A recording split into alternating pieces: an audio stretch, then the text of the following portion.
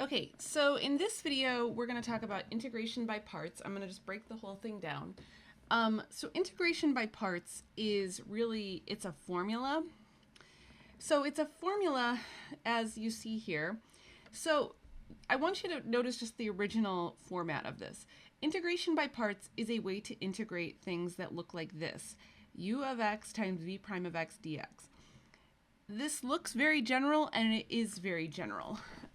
So the idea behind this is that you can force things to work like this. And if you force them in the right way, then you can integrate them by this formula. U of x times v of x minus the integral of v of x times u prime of x dx. So this is, I'm going to show you like different ways of how to set this up, because this is not always going to be obvious of how to actually set this up. And then once you figure out the right combo, then there are some steps that kind of show you, oh, okay, I've set this up in the right way and now I can integrate. So this is a way to integrate things that we probably couldn't previously integrate. Now, the shorter format of this formula is u dv equals uv minus v du. This is what people remember. So this is the integral of u dv equals uv minus the integral of v du. But I feel like a lot of people, when they go through calculus, they remember u dv equals uv minus v du. I can still recite that in my sleep many years after taking calculus. Okay, so the easiest way to learn this, honestly, is if we just jump into some examples. So I've got the integral of x cosine pi x dx. So first of all, just appreciate, right, I cannot integrate this with just a standard integration formula, okay? So this obviously needs some sort of trick. I cannot just use, say, like substitution, so that also wouldn't work. So I'm kind of out of options here, and so this is where integration by parts comes in. So the first thing I want to do is I just want to show you all your different options of how to think of this. So I've got this integral, right? I need to view it in this form, u of x times v prime of x dx. Okay, so I need to choose something to be my u and something to be my v prime. Now I'm going to call v prime dv, okay? So I've outlined 4 different ways to do this, and I really want you to appreciate this, okay? So in option A, I say this is my u, this is my dv, okay? In option B, I say this is my u, and the x dx is my dv.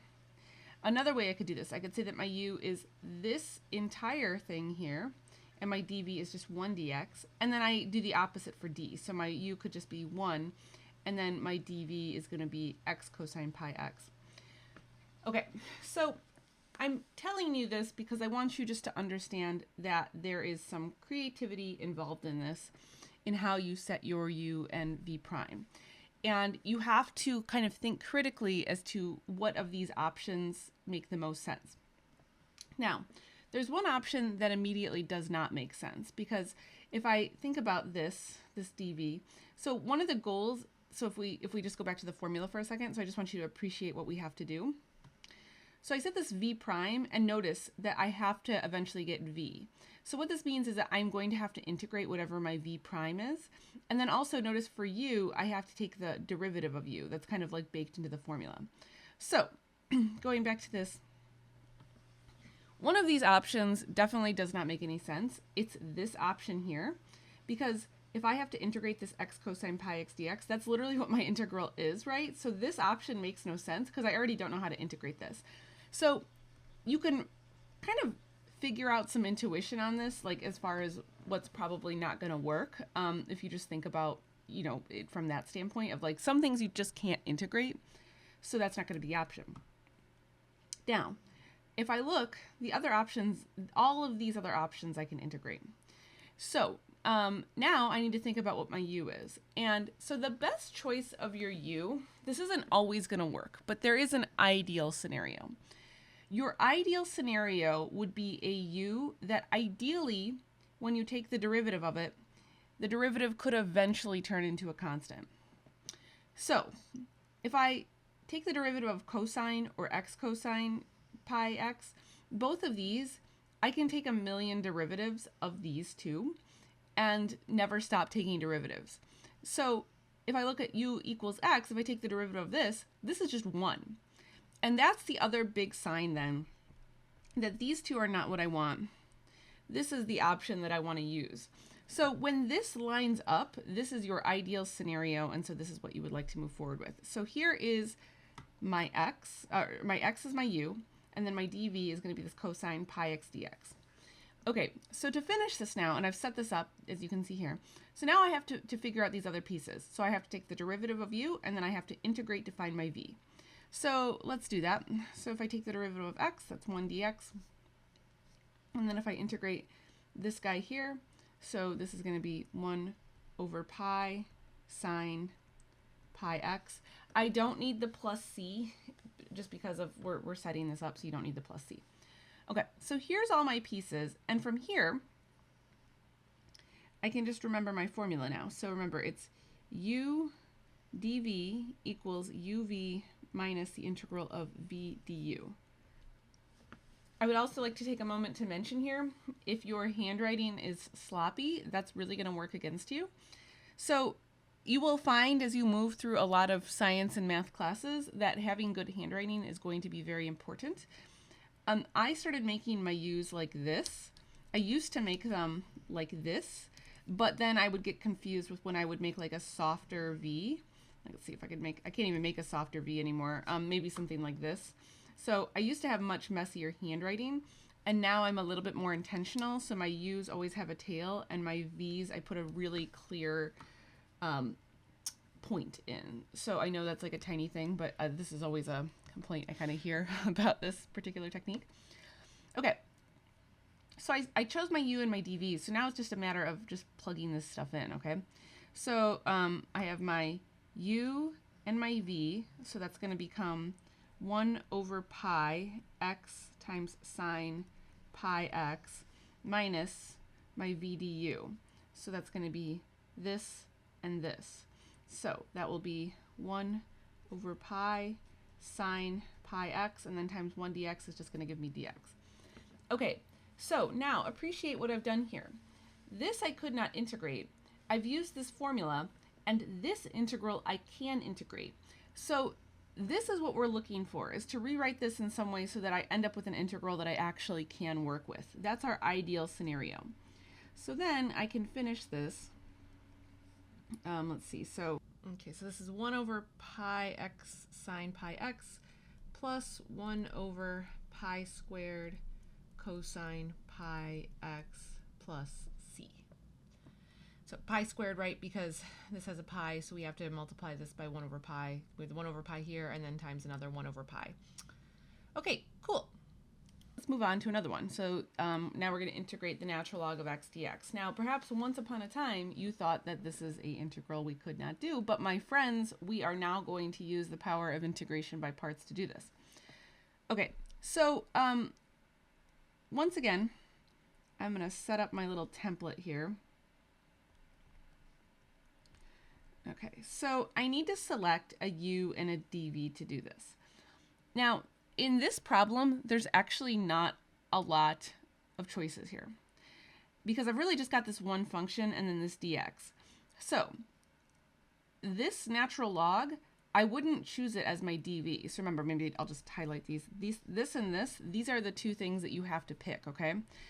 And so this natural log is obviously not going to be my dv because I don't know how to integrate it. So like I'm just kind of forced into my natural log has to be my u, and then my dv has to be my dx. So in this case, it's just a matter of what I can actually integrate or not integrate. So I'm left with this. Now, I know we haven't talked a ton about this, but I actually think you know enough now to try to finish this one on your own. So what I want to suggest is that you now take the derivative, integrate, and finish this, and just try to plug the whole thing in, because I think you actually know enough that you can finish this on your own and get a little confidence with this technique. So pause here, give it a try, and then hit play when you're ready. All right, so I'm going to integrate natural log of x, and then if I take if I integrate dx, this is going to become x dx, right? Because it's just 1, so if I integrate 1, that'll be x. Okay, so now I just plug everything into my formula. So this will be uv, so that's x. Oops, sorry, I wrote a dx here that wasn't supposed to be there, my bad. Okay, this is going to be x natural log of x minus, so then my v du. So that'll be x times 1 over x dx, right? Here's my v, here's my du, here's my uv, so there's everything. And this I can integrate, right? So again, this tells me, okay, I've definitely done the right thing here. So I'm just going to integrate 1 dx. So my final answer is x times the natural log of x minus x plus c.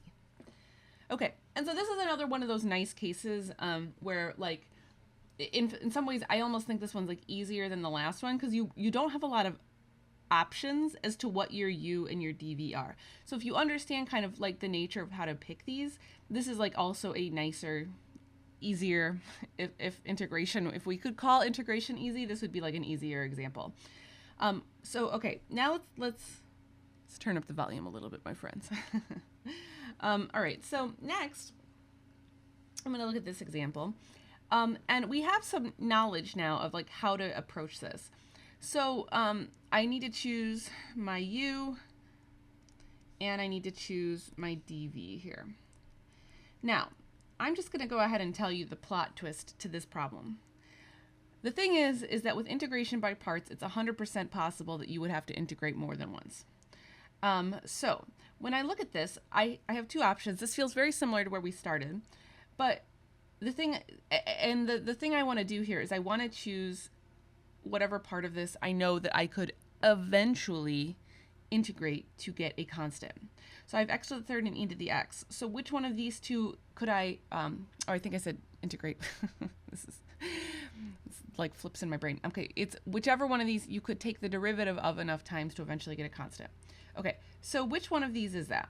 It's going to be x to the third, right? So if I take enough derivatives of x to the third, I know that this eventually will turn into a constant. So this will be my u, and e to the x will be my dv. So then my du will be 3x squared, and my v will just be e to the x. Oops, and I forgot my dx. Okay, now here's the deal. If I set up my uv, so let's see, I'll just go ahead and set up my uv. So this is x cubed e to the x minus my v du. So that'll be 3x squared e to the x dx. So this is my v times my du all multiplied together. Okay, so here's the deal. I still can't integrate this, right? But I'm making progress because now instead of having x cubed, I have x squared. So I'm making progress on this, and now I have to start the process over. So now maybe what I'll do it in a green color so that you can notice that we're starting this over. So now my u, actually let's make our lives just a little bit easier. Let's bring this 3 out so that I don't have to worry about it, okay? Okay, so now my u, I've got my u and I've got my dv. So I'm going to start the process over. So my u will now be x squared. And my dv will still be e to the x dx. Okay, so now if I take the derivative of x squared, this is 2x dx, and my v will be e to the x. Okay, so see how this is making progress, right? So I'm getting smaller and smaller powers of x here. This is a very normal thing to have to do with integration by parts, to have to integrate multiple times. Okay, so let's make a little space here. Okay, and so now we're going to keep going. So I still have the first part of my integral, right, minus 3. And now I have to start a new integration by parts for this part here. So I'll do this part in green just so you can track me.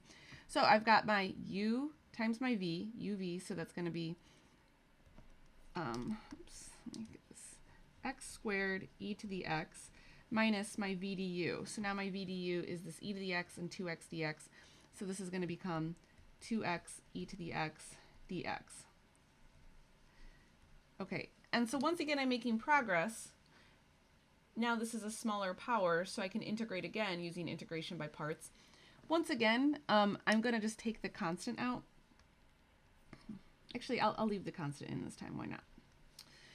Okay, so I need to now use integration by parts on this part. So my u and my dv, I have to select those. So my u will be 2x, and my du will now be just 2 dx. My dv will still just be e to the x, so that my v is e to the x. Okay, so we'll make space again. And so now, still got this x cubed e to the x minus 3, and then we had this version of integration by parts, and now I've got this new version of integration by parts, so I'm going to put up another set of parentheses. So now I've got to do it again. u v 2x e to the x minus v du. So this would be minus 2 e to the x dx. Okay. Whew. All right, and now we're good. Okay, so now this is an integral that I actually can integrate, right? At this point, I still couldn't integrate because I had this x here, but now I have an integration formula for just e to the x. So now I can finally finish this. So let me keep my color coding going just so you can kind of follow everything.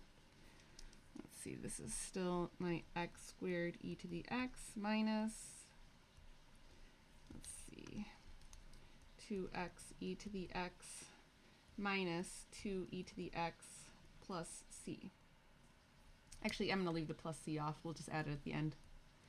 Okay, so now I have integrated, and now I can just distribute and get all my signs right here.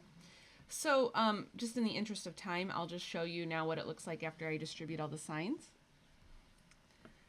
Okay, so here's everything after I've distributed all of my signs. So you can pause the video and just double check.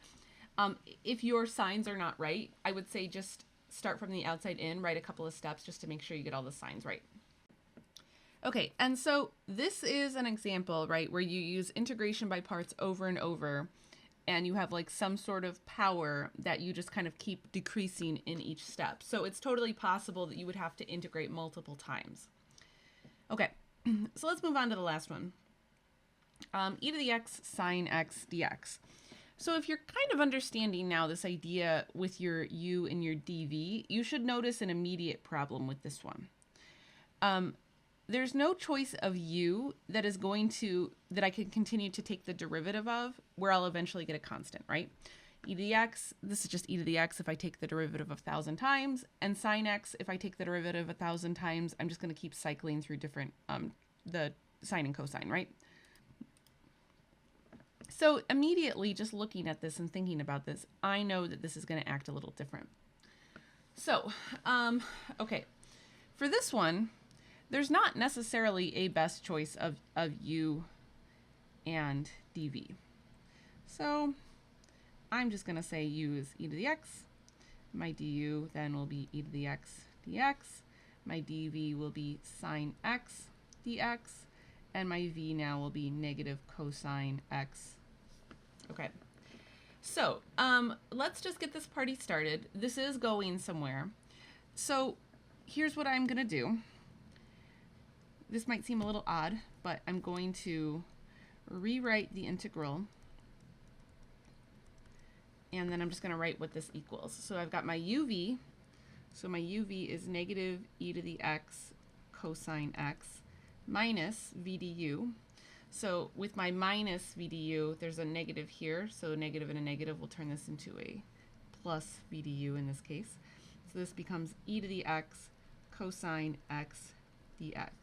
And so right now we're like, oh, bummer, I've still got same thing. Okay, no problem. We've got to just keep going right now. So let's make some space. And so let's start the process over. So now what I want to do is I want to integrate by parts on this part right here. So let's see, I'll do it in green just so that you don't forget. So I've got my u is still going to be my e to the x, so my du is still e to the x dx. My dv in this time will be cosine of x dx, so my v will be sine of x. Okay, so I want you to watch what I do here. I'm going to restate my integral. This is where we started. And I've got negative e to the x cosine x plus, and now I'm going to start the new integration by parts. So I've got my uv. e to the x sine x minus my v du, which is going to be e to the x sine x dx. Okay, and so now I'm going to show you why did I continue to rewrite the integral. So there's actually a very important reason for this. Okay, so first of all, I don't even need the brackets, so I'm just going to get rid of those because I'm just adding everything, so no sign changes I have to worry about.